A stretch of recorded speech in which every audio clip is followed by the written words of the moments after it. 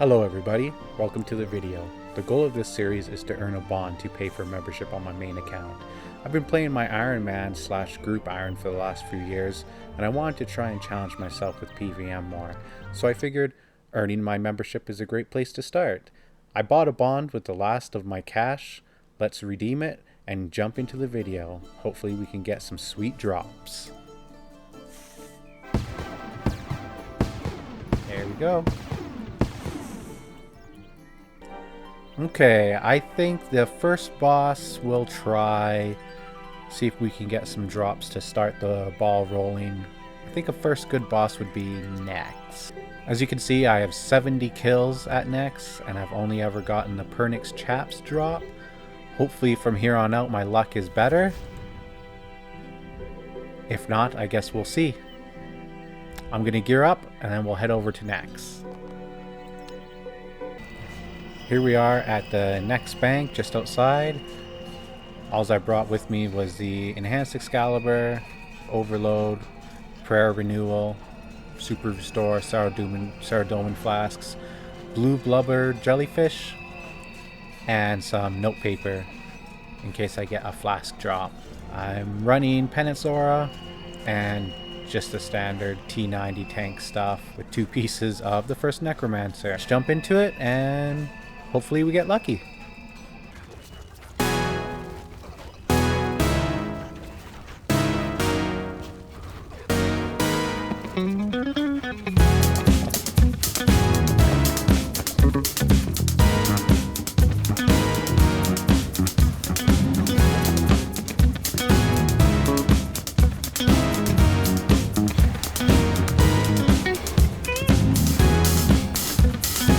First kill of the day, and he drops a lot of flasks. This is what I brought the magic note paper for.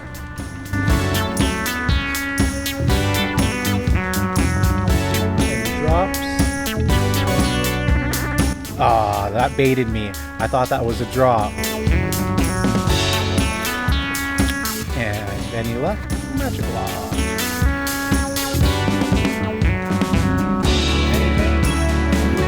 More brews. More brews.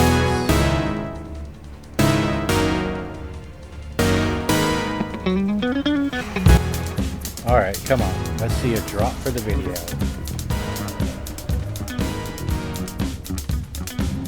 Torstal Seeds.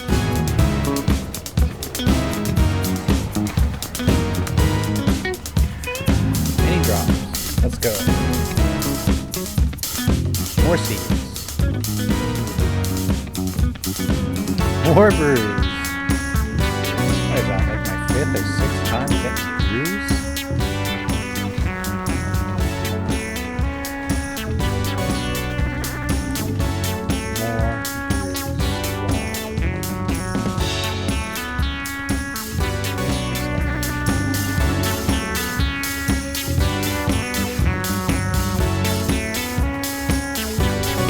Drops.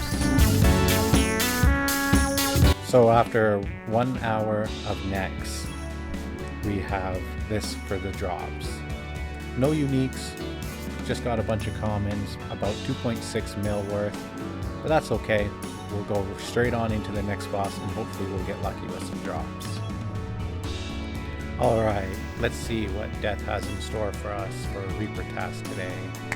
Nikatra, 3 kills, that's not too bad. Should be a pretty fun boss. I like the telegraphing that they did when they put out this boss. The Sanctum of Rebirth. It's a pretty fun place Jagex created here. I really like the telegraphing of the boss attacks. I hope future bosses are designed like this. For those that are unfamiliar with these bosses and the mechanics, I'll go over them a little bit in the video. First boss up is Vermiex. She has a couple of mechanics to do. The first one is her Moonstone Shard. She will target your location with the Moonstone Shard. You have 3.6 seconds to move out of the small square under your character.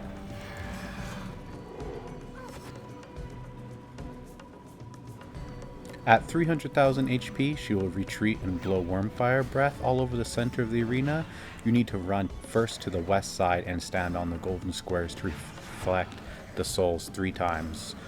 Once that is done, the worm on the west retreats and the boss comes out in the middle again, and you need to DPS her down. After you DPS the main boss down to 200,000 HP, she will once again retreat and go to the east side this time. Again, just jump into the 3 golden squares to reflect the souls back at her, and then go back to the center and fight the main boss again. You can ignore the ads that are poking out of the east and west and just focus on the main boss. The next mechanic, Vermiex, will unleash a powerful bomb at you. You'll see the big square. Just walk out of it. After she dies, if you've done everything correct and this is your first time, you'll get spammed with a bunch of achievements. Congratulations on your perfect Vermiex kill.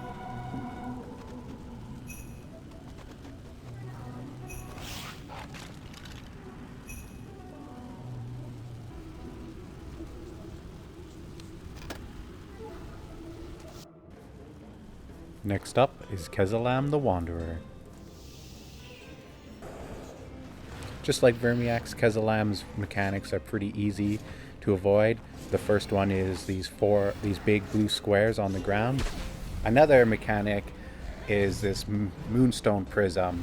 You get surrounded by moonstone shards and stunned. You have to freedom out of it, attack a moonstone shard, and move out of the way before the big circle bomb hits you and does a lot of damage, usually killing you.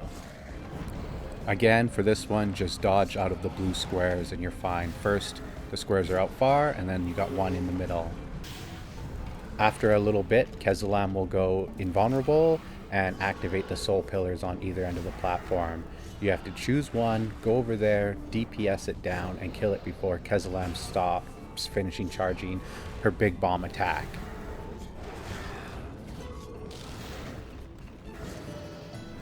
When the boss spawns these scarab-like minions, you just have to run over and hit them with the stun to kill them. And quickly after that, avoid the single line of blue coming through the arena.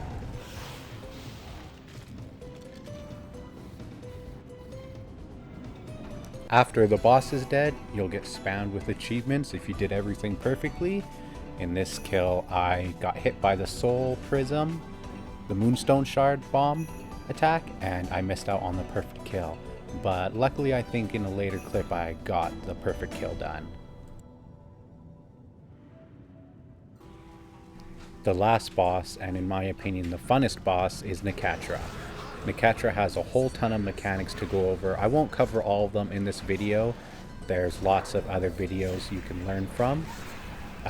The gist of it is to avoid all the blue stuff on the floor, switch your prayers, and there's an underworld phase to worry about. There's a few one-hit kill attacks that she does throughout the fight, and she spawns a bunch of minions you have to worry about. Honestly, Nekatra is a very fun boss to fight. The telegraphing of her attacks and being forced to prayer flick while dodging the blue lines or boxes on the floor is very fun and challenging. This is a great boss to learn how to handle mechanics and bolster your PVM skills. When you get to phase 3, Nekatra summons 2 minions you have to deal with. DPS down the minions one by one and continue to dodge the blue waves on the floor. Nekatra will heal the minions if you don't kill them fast enough, but don't worry if that happens. You can still have a chance to kill them before she heals them again. After the first minion goes down, move over and kill the second minion.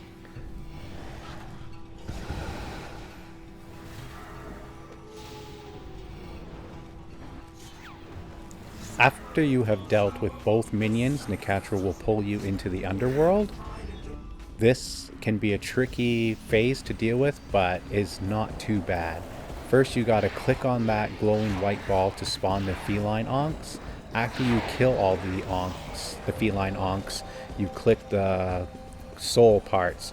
Before you click the final one, look up to see which glyphs you see there underneath the boss's health bar.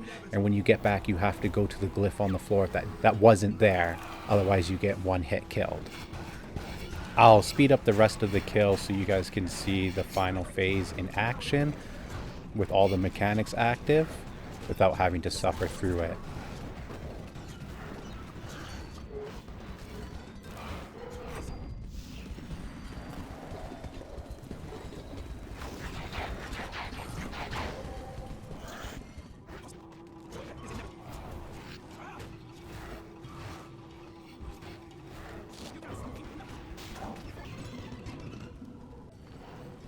Now that we've done our first full clear of the Sanctum for the day, let's get 2 more done for the Reaper tasks and see if we get any loot.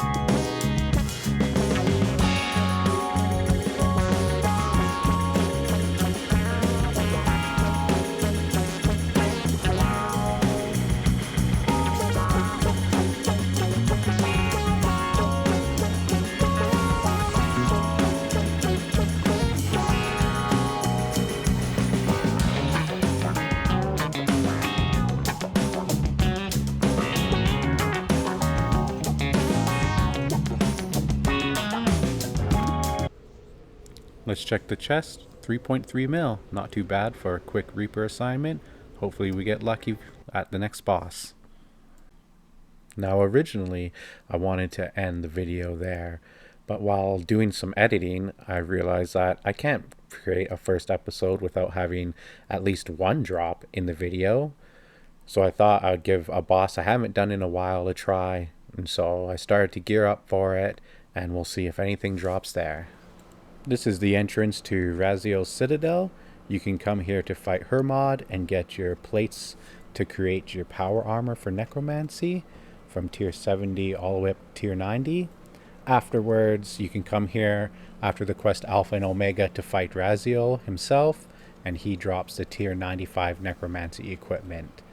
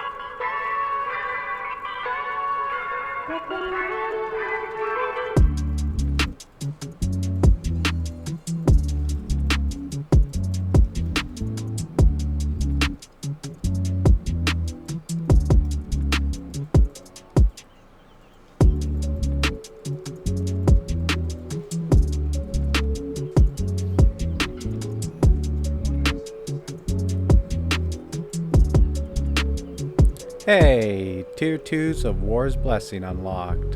Right on.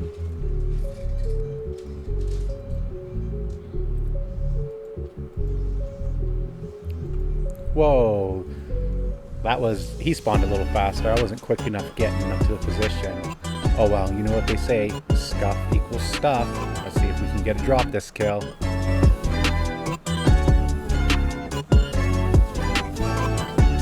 For the final phase of Raziel boss fight, I like to run back and forth like a chicken with my head cut off to avoid his shadow bombs, and I just manually input my buttons, my attacks, which is practice for going full manual in the future, possibly at some point, or a boss fight where I have to move a lot and then I can still remember where my buttons are to DPS properly.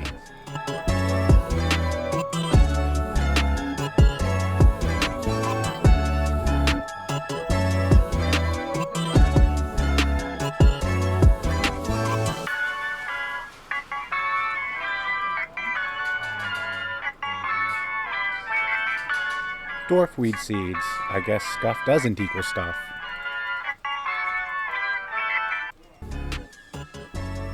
Hydrix bolt tips.